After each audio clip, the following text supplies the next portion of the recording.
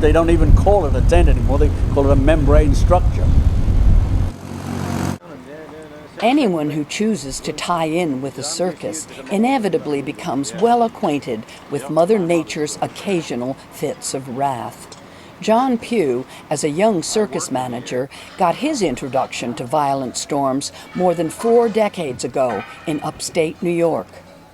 We were playing the Auburn at the Finger Lakes there, and we had a brand new tent, as a matter of fact. We'd set up, and we had thunderstorms during the evening show. It was, thundering and rain, but there was no indication there was anything out there. And woof!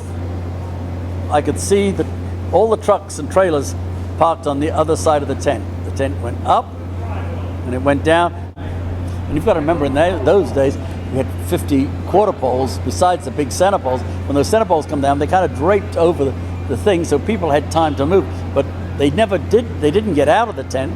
And what happened is that the rescue crew came in, and they cut the tent to pieces, destroyed a brand new tent.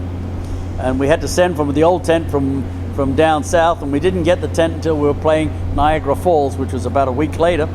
The Empire State Blowdown was the first of 3 in John Pugh's 50-plus years on Cole Brothers Circus. And in 2011, bad weather continues to swipe at the nomadic troupe along the Sawdust Trail. Oh, the weather's, this has been a tough year. We've ducked tornadoes all the way up country. I mean, all the way up country. We were down in the Carolinas when those things went through. It's unbelievable. And of course, in Jacksonville, one went within a city block of us that went straight through Camp Lejeune. We managed to play the 1 o'clock, 1:30 show on the Saturday, and I was watching a cell coming up the coast. And I watched that radar pretty carefully, and I'm probably as good as any weatherman at figuring where it's going to go and what it's going to be like, unless something causes it to break up that I don't know about. But I was watching that thing trundle up the coast, and I said, boy, that thing is going to be here a little after us getting through the first show. So as soon as the first show was over, I said, let's take this thing down. And we took it completely down, folded it up, put it away, and we held our breath. And as a matter of fact, I was in the wagon with Miss Tatiana doing the books and finishing up the vault when that thing hit. And we were lucky that it came into the nose of the truck, because if it come sideways, that truck would have probably turned over. The first thing I do, and I've learned this is that get the general public out.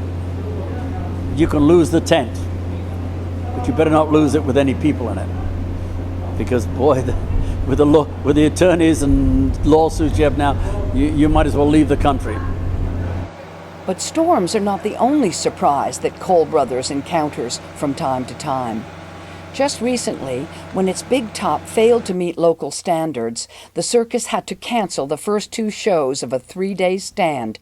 I don't fault any building inspector, because when he signs an okay, he's kind of put himself on the line like I am every day.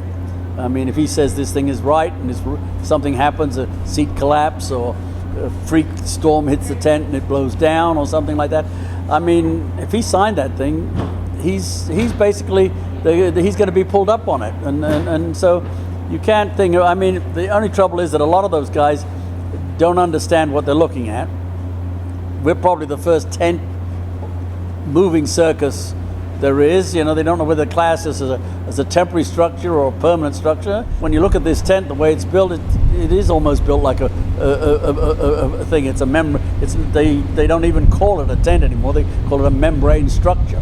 So there's a building down the road there, and you could go in there and say, well, when were you last inspected? Was it last week? Was it last month? How about last year? Was it inspected in the last 2 years? We get fully inspected on a normal daytime trial 3 times a week. 5 feet? Building inspector, zoning, health, everything. They want to know where the garbage goes, where the water comes from, and is the tent safe, are the fire lanes, the fireman comes in and does his inspection. And of course, every one of these guys, unfortunately, can interpret the law different in every place. So what you might get right, like we've been in Connecticut, 3-4 towns, the state fire marshal each one of them comes by, we've had a different one, has a very slight thing. We set it up like it was the first place, figuring that's the way they want it done, and the next guy wants the chairs tied different. And so you don't know what to do, but the thing is that we try to do it. We don't argue with them. We just say, hey, this is the way you want it, and he's the man that's in charge. So we've got a reputation of trying to do everything right. Whatever the cause of a canceled performance, it comes at a high cost. And you figure that if you lost a day, you lost $32,000. Johnny Pugh has been in the circus business long enough to accept the bad with the good, but it still doesn't get any easier. When I was manager and I went home, I used to be out of sleep. Now when I go home, I'm thinking to myself, where's that next dime coming from? It's a different thing when you're playing with your own money out there, and basically I'm playing with anything that I own when you're out on the circus, because you're committed to the show.